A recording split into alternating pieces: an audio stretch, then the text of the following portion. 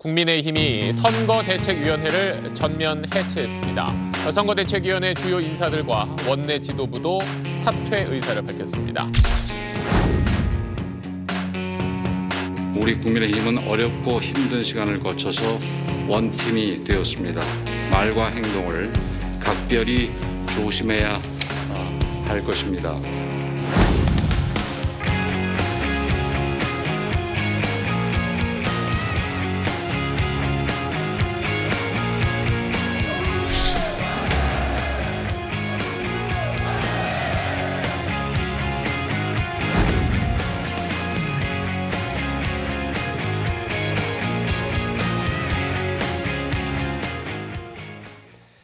윤석열 당선인의 대선 승리 그 과정에서 정말 열심히 한 국민의힘 관계자들이 많겠죠. 그런데 윤석열 당선인이 그 어떤 분보다 더 큰 신임을 보내고 있는 분이 바로 오늘 나오신 분일 것 같습니다. 권영세 대통령직 인수위원회 부위원장 나오셨습니다. 어서 오십시오. 예, 안녕하십니까. 예. 권영세입니다.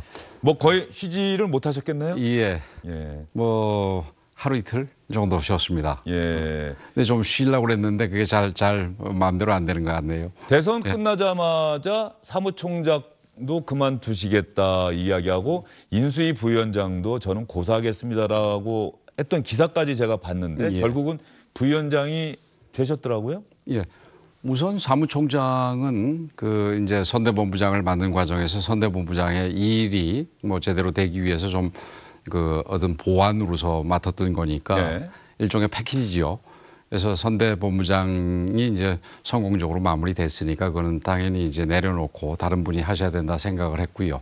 그다음에 이 인수위 부위원장 같은 경우도 이제는 뭐 이 대통령을 만드는 팀 따로 있고 또 이제 새롭게 당선이 되신 뒤에 이 대통령 당선자와 함께 새로운 정부를 끌고 갈 사람이 좀 새롭게 필요하다.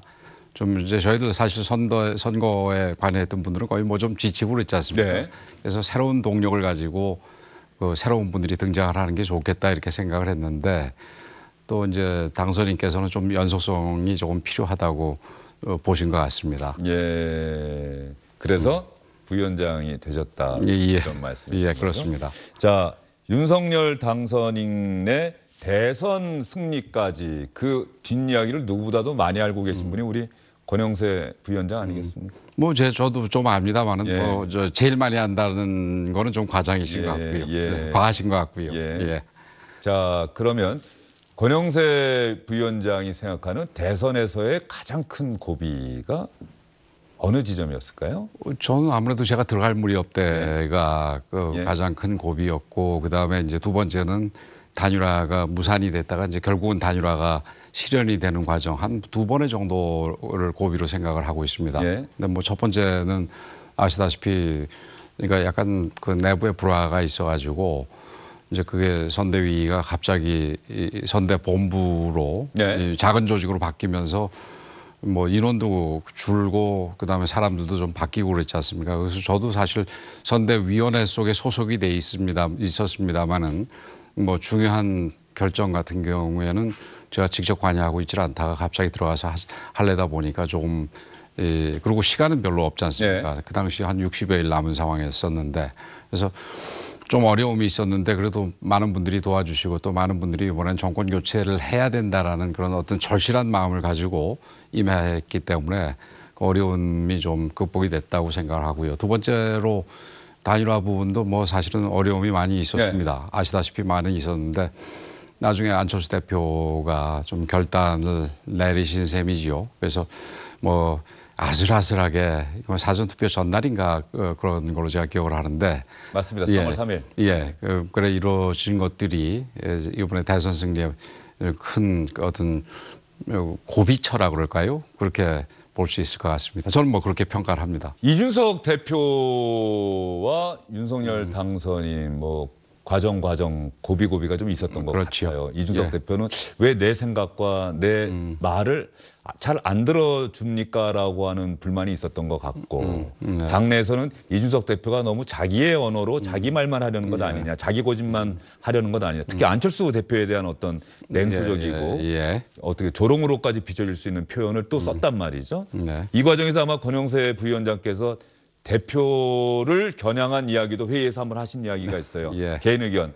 그때도 약간 고비가 아니었나 싶기도 해요. 예, 뭐 이준석 대표가 전체적으로 봐서는 그 우리 이준석 대표의 어떤 그 젊은 감각 그리고 단순히 젊은 걸 넘어가지고 뭐 나름대로 정치적으로 굉장히 뛰어난 감각을 가지고 있는 부분이 도움이 됐다고 그 평가를 합니다만은 중간에 지금 말씀하신 대로 좀 어려운 부분들이 있었습니다. 이게 또 젊은 분이고 또 우리 개성이 강한 부분이니까 이제 좀 주장이 아무래도 좀 강하게 바깥으로 나갈 때가 많았지 않습니까? 이제 그런 부분들에 또 이제 허심탄회하게 가서 얘기하고 그러면 또 이렇게 또 잘 이렇게 말을 들어주고 그래가지고 중간중간에 어려움은 있었습니다만 그래도 큰 불화 없이 제가 뭐 최소한 제가 들어선 이후에 네. 마칠 때까지는 큰 불화 없이 끝날 수가 있어서 그 부분도 굉장히 중요한 요소라고 생각을 합니다. 자, 고비고비마다 권영세 선거대책본부장이 자신의 이야기를 한마디씩 하곤 했는데 권영세 부위원장 하면 아마 많은 분들이 떠올리실 거예요. 권영세 부위원장은 목소리를 높이는 적이 없나? 단호하게 들릴 수밖에 없는 이야기를 상당히 온화하게 표현한다. 뭐 이 표현이 적합할지 모르겠습니다만 한번 저희가 영상을 찾아봤는데 네. 보시죠.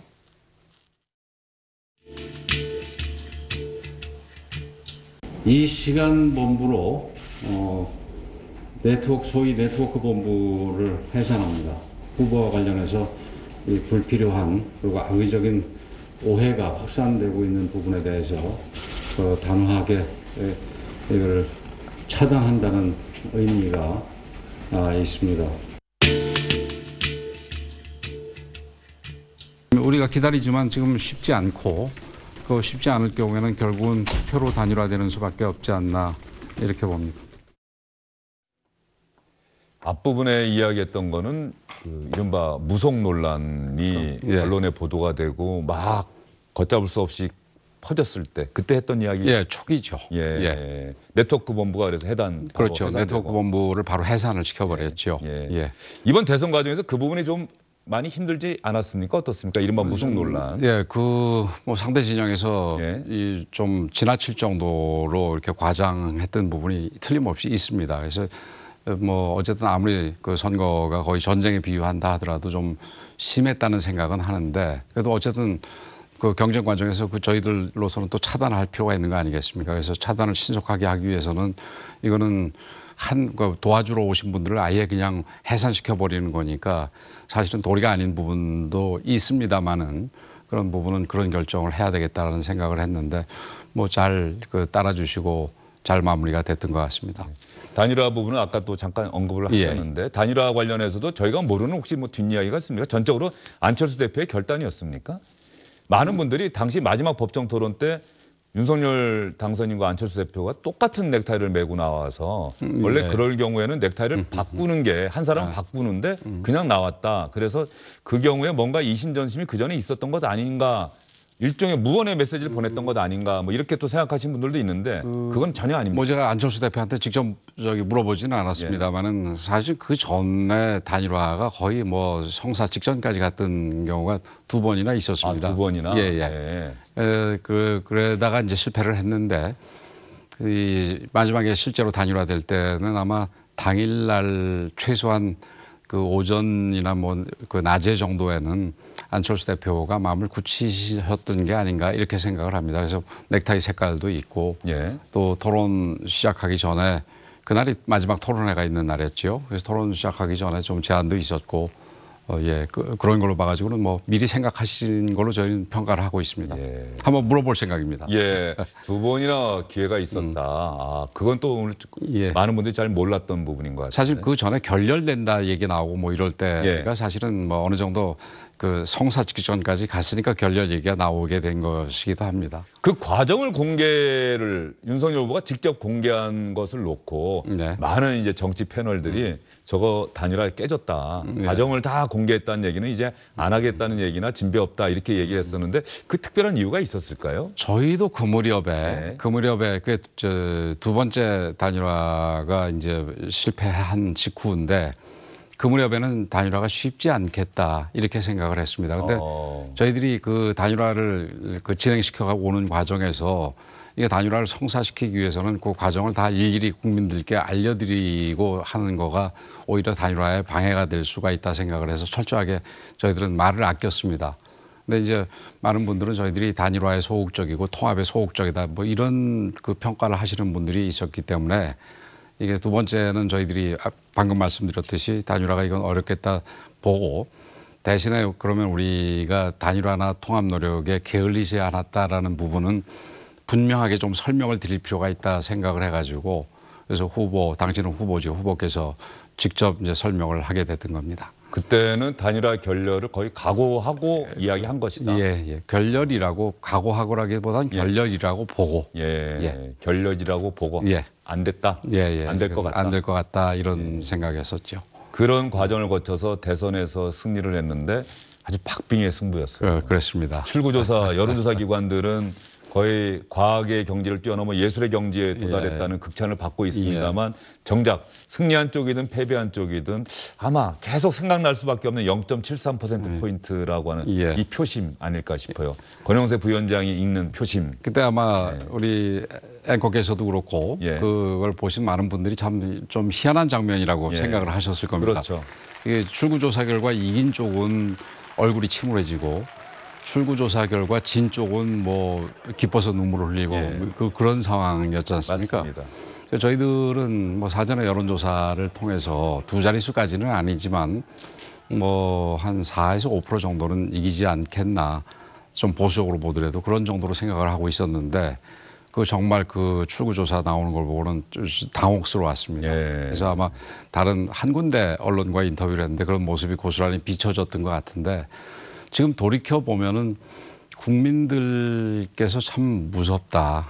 그리고 국민들께서 참 현명하다 이런 생각을 합니다. 저희들이 우리 당선인을 포함해서 좀 여유 있게 이겼더라면 좀 오만해질 수도 있었을 겁니다. 근데 이게 마지막까지 새벽 5시 근처까지 이게 숨죽이게 만들어서 표차 0.73%가 제가 그렇게 기억을 하는데 그런 정도의 표 차이로 저희들에게 승리를 안겨주신 거는 당신들한테 맡기겠다 그러나 오만하지 말라 이런 의미가 들어있다고 생각을 합니다. 이건 아마 당선인과 제가 직접 얘기 나눈 건 아니지만 당선인도 아마 같은 생각을 하고 계시리라 생각합니다.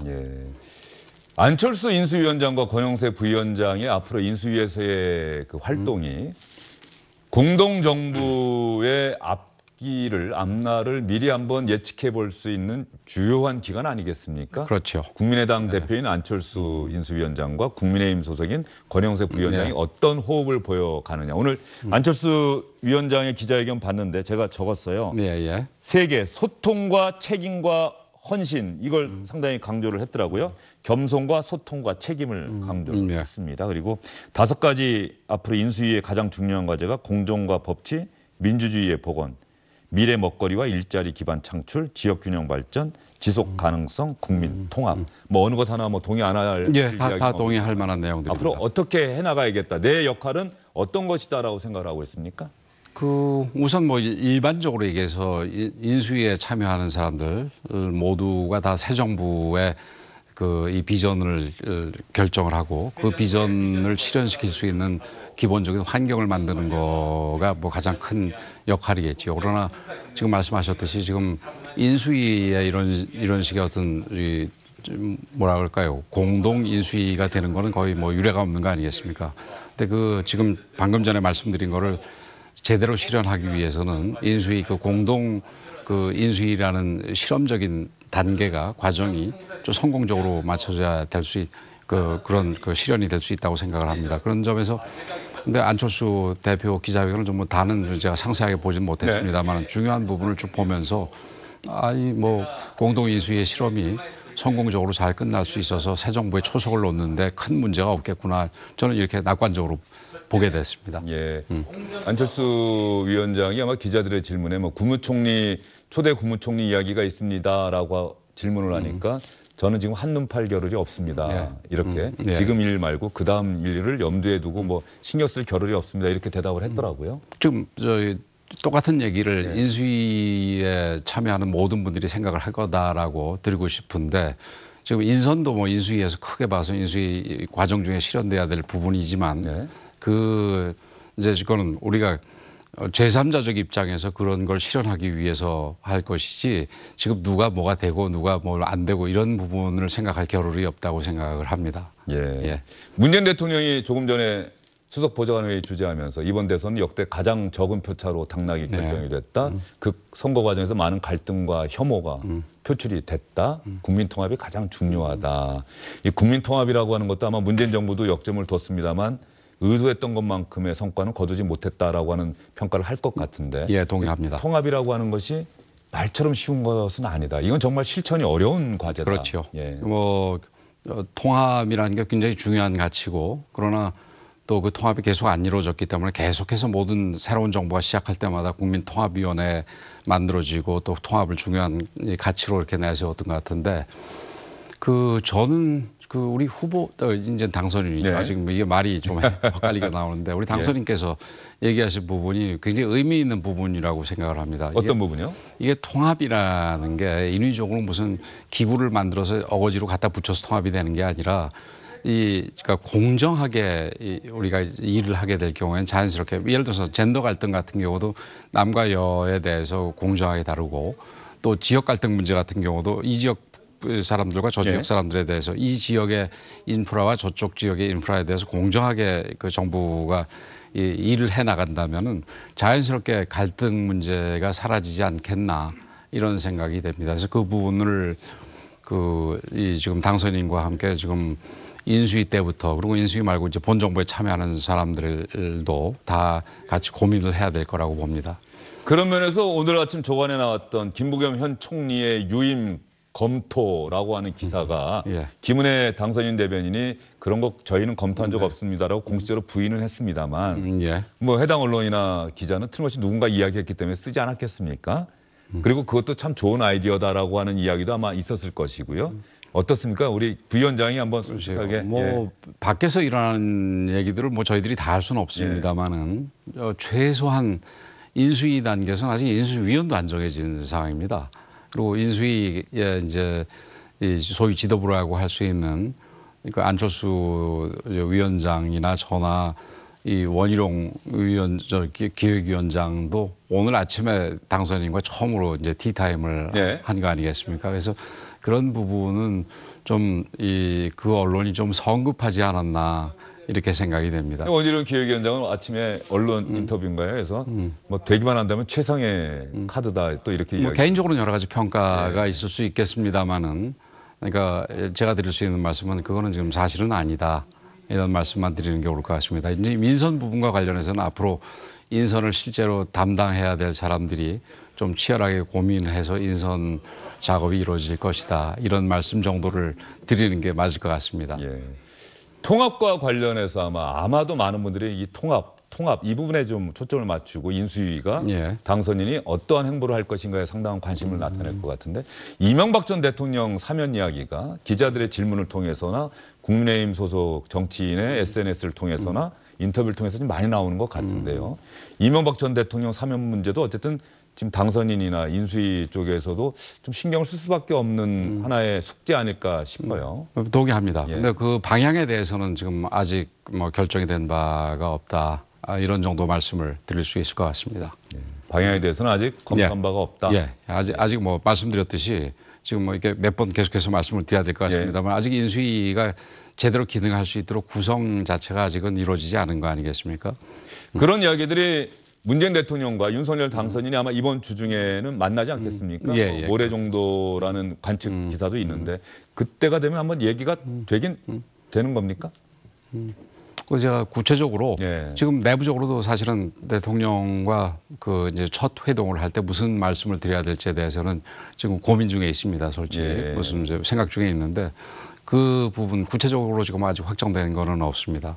많은 분들이 제가 확정이 되면 다시 한번 말씀을 드리겠습니다. 확정이 되면 알겠습니다. 그때 꼭 연락드리도록 하겠습니다. 김대중 전 대통령이 당선인 시절에 김영삼 당시 대통령과 만났을 때 전두환 노태우 두 전직 대통령 사면 복권을 건의를 하고 그 건의를 받은 김영삼 대통령이 결단을 해서 그해 97년 12월 대선 직후에 아마 사면 복권이 이루어졌던 기억이 나는데 예. 말이죠.